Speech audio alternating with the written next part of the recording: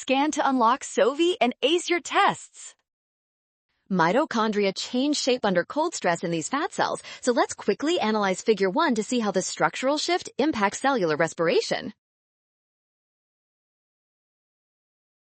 Looking closely at Figure 1, we see that cold temperatures cause the inner mitochondrial membrane to fold much more extensively than normal. This specific change directly increases the total membrane surface area.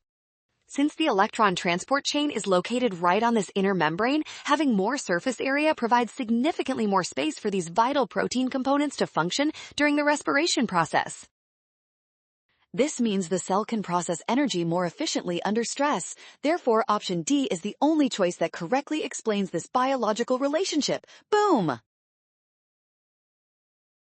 Well done! Scan the code. You can learn better with Sovi. Watch signs and avoid rush. Trust given data and check steps for success.